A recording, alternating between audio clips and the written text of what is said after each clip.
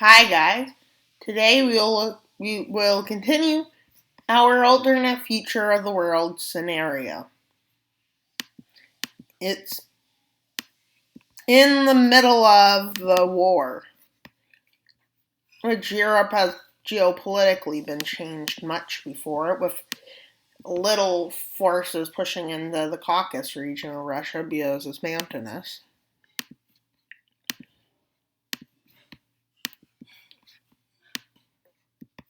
An offensive to take St. Petersburg has started. Well, not an offensive, the siege, with forces pushing in on both sides on the coast. And they take it over pretty quickly. The northern part of St. Petersburg, which Russia doesn't like.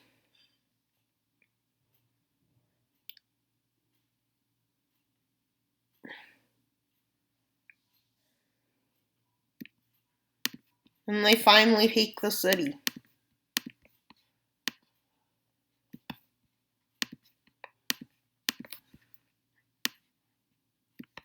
A push deeper into Belarus has started.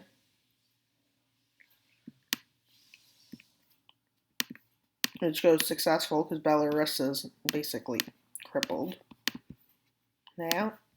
But this does leave room for some Russian offensives in Belarus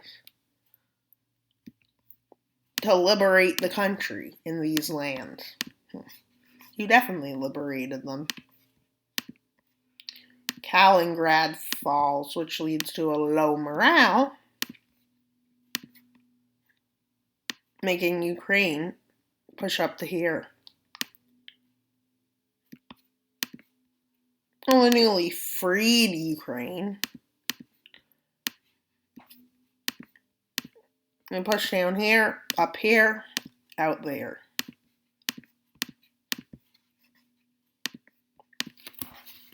A push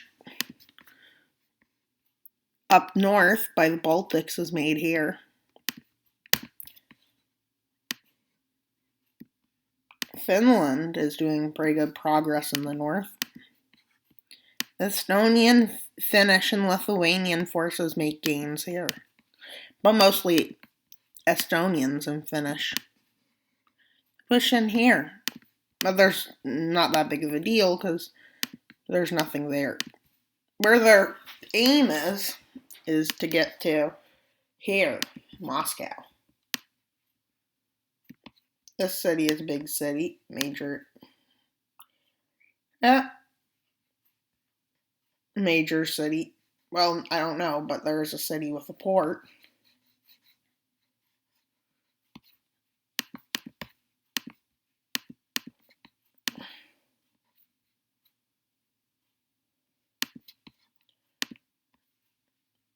Finland, no, not Finland.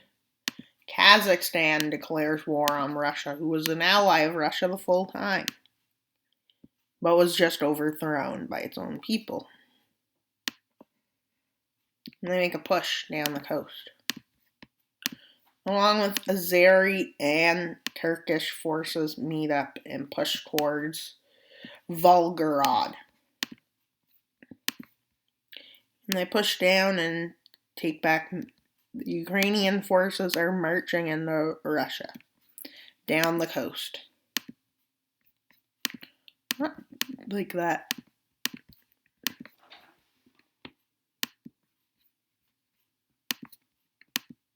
And they don't do push onto that. They push there. And then basically they push into Crimea, which infuriates Russia. And they push to here. And to here. And the siege of Volgograd has started.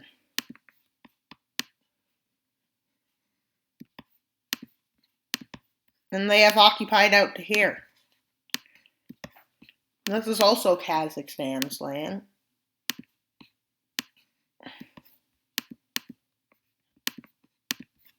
With it being the end of winter, forces manage to push in. They blitzkrieg into Russia. They hope the biggest ally of Russia doesn't come,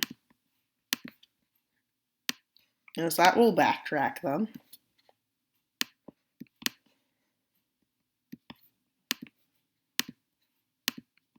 An idea is gave where it's narrowest, they go connect. Which is up here.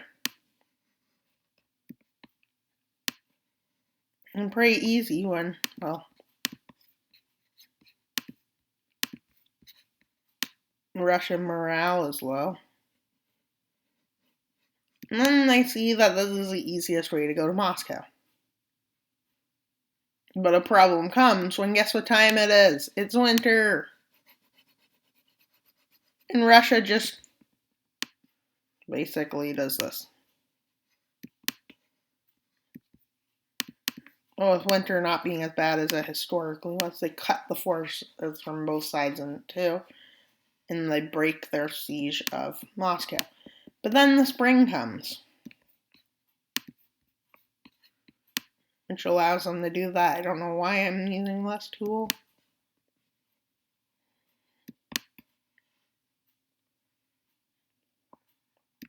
Finnish and Estonian troops from Belarus push towards there. No, troops that occupy Belarus push. They all come from 3 different fronts. The leader of Russia is found dead. Just somehow Vladimir Putin years in the future. It took me a long time to continue this series. I will continue the alternate future of the world series. Season 2. Because, well,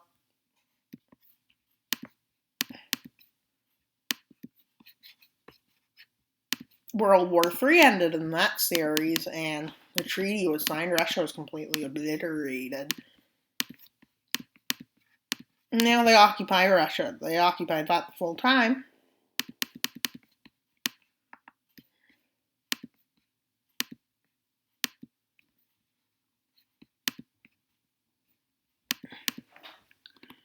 Kaliningrad is spread by 3 groups: Germany, Lithuania, and Poland.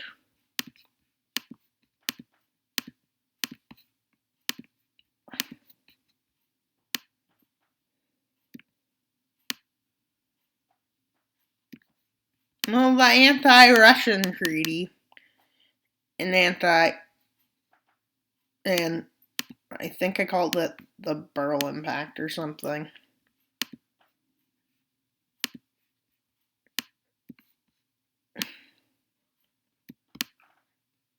Latvia scores these lands. Very good.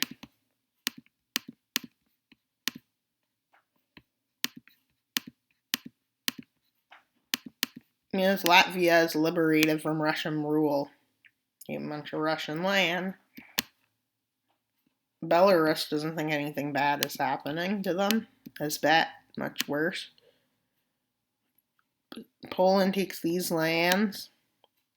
Lithuania takes these lands. Ukraine takes these lands. Along with these lands.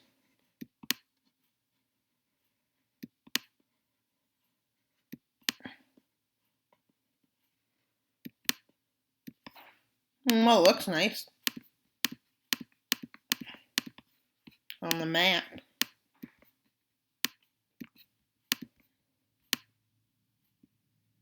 Poland thick. Ukraine crosses the river. But all good things come to an end, as it seems like they have to give up Moldova.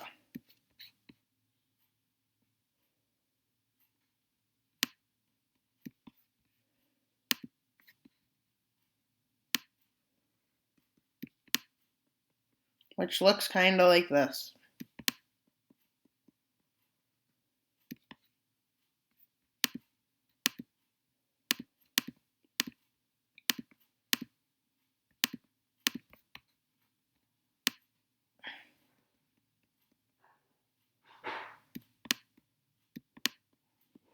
About this. It's independent. And there gave Moldavia.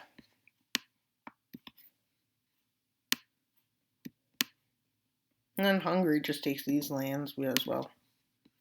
Who cares? Croatia takes these lands. Montenegro regains independence. Well, Romania has been split in two. Part of it, Moldavia, who got annexed by Moldova, and Wallachia, which has a new pro-Western government, an anti-Russian government, in other words. Croatia annexes Srpska. It makes a Srpskan autonomous region within its country. And this is what the treaty looks like so far. We're not done with Russia, no.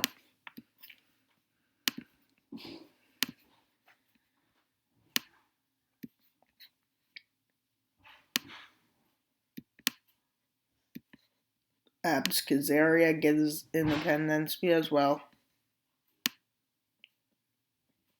Nobody wants a seat.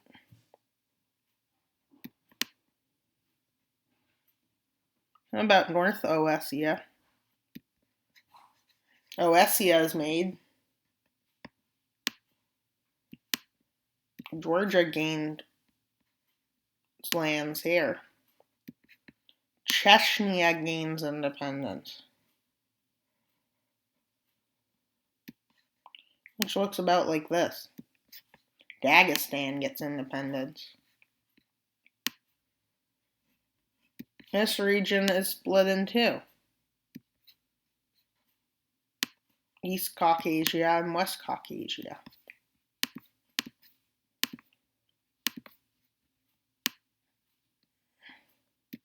Part of Dagestan is very pro-Azeri, so these lands are populated by Azeri, so it's gave away to Azerbaijan.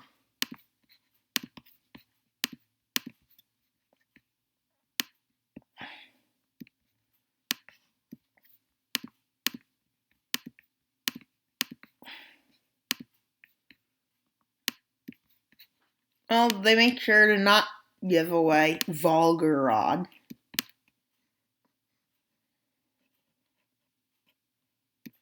And they make Estonia kind of takes these lands. Finland kind of takes these lands. Siberia is kind of made independent.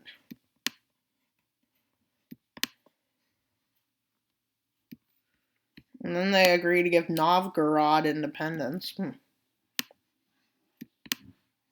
Novgorod is gone. And then they make Volgoria with the capital Volgorod. And Siberia takes more lands. This is probably a bad treaty because it could be about to increase wars, but making it, nobody really thinks of that, which is not a good thing to not think about. They didn't think about that during the treaties of Versailles, Treaty of Trianon. Many treaties, actually.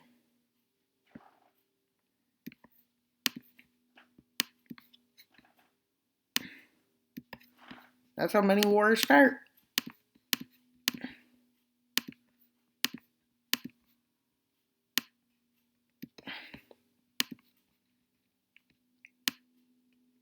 And they realize Europe has no threats left. Well,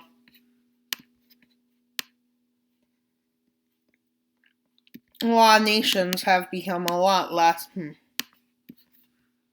to be in an alliance, like Portugal, Basque, and Catalonia. Actually, it's Porto Galicia, I don't remember it. They gave Portugal this, Basque this. They give Catalonia this, they give Catalonia that.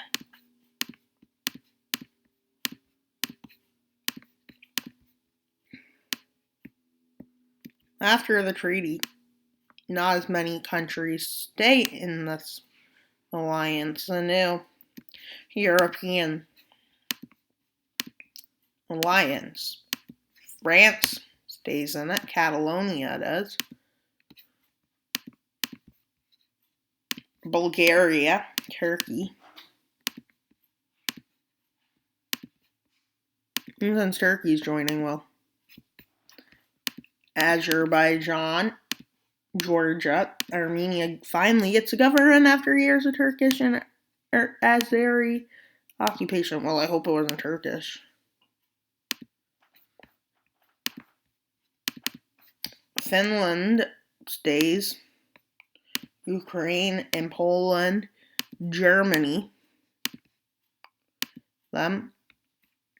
The UK agrees to join Hungary, Italy, and Czechoslovakia. The rest of the nations say if another threat rises, they will join again. Many alliances are just left expandable. Georgia lost some land, but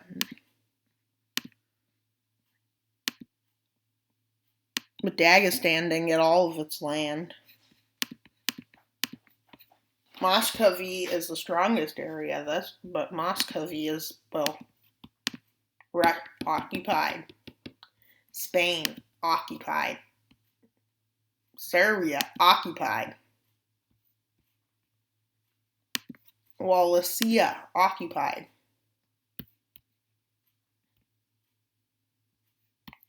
And Siberia's extra land hasn't been handed over.